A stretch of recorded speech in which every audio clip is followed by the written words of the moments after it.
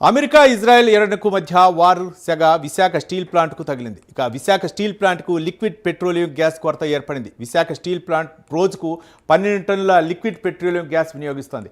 దేశ విదేశాల నుంచి తెచ్చే 20 రకాల ముడి సముకులకు రోజుకు 12 టన్నుల గ్యాస్ లేకపోతే అంతా వృధా అయ్యే పరిస్థితి. ఇక ఈ రోజుకి 120 టన్నులు మాత్రమే ఎల్పీజీ ఉంది. మరో 300 టన్నులు ఎల్పీజీకి డబ్బులు కట్టినా డెలివరీ ఇవ్వటం లేదంటున్నారు కార్మిక నేతలు. ఎల్పీజీ ఇవ్వకపోతే దేశంలో స్టీల్కు కృత్రిమ కొరత వచ్చే ప్రమాదం ఉందంటున్నారు. స్టీల్ ప్లాంట్ అమోనియా ఎరువు ఆగితే రైతులకు నష్టం వాటిల్లే అవకాశం ఉందన్నారు. ముఖ్యమంత్రి స్పందించి కేంద్ర పెట్రోలియం శాఖతో మాట్లాడి గ్యాస్ వచ్చేలా ఏర్పాటు చేయాలని కోరుతున్నారు కార్మిక సంఘాల నేతలు.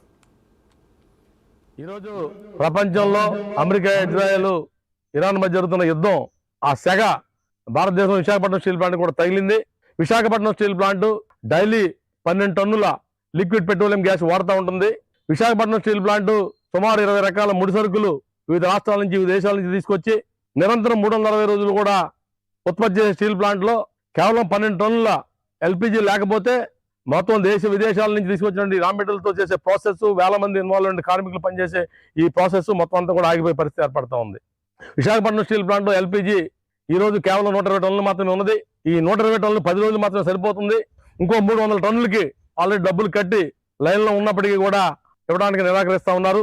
ఇది కనుక జరిగితే, ఈ మొత్తం ప్రాసెస్ ఆగిపోతే దేశంలో ఉన్న స్టీల్కి కృత్రిమ కొరత రాబోతా ఉంది. అలాగే దేశంలో ఉన్నటువంటి ఎరువులకు ఇప్పటికే కృత్రిమ కొరత ఉన్నది. స్టీల్ ప్లాంట్లో ఉత్పత్తి అమోనియా ఆగిపోతుంది. అట్లా స్టీల్ ప్లాంట్లో వచ్చే మెడికల్ ఆక్సిజన్ ఆగిపోతుంది.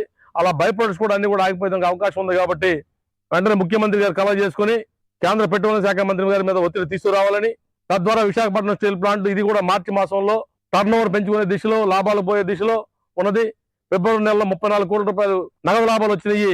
ఈ నెల కూడా 150 కోట్ల నగదు లాభాలు ముందుకు పోతా ఉన్నాం. దానికి ఆటంకం లేకుండా ఏర్పాట్లు చేయాలని చెప్పేసి ముఖ్యమంత్రి గారిని స్టీల్ ప్లాంట్ ఉద్యోగుల తరఫున కోరుతా ఉన్నాం. ఈరోజు ప్రపంచంలో అమెరికా, ఇజ్రాయెల్, ఇరాన్ మధ్య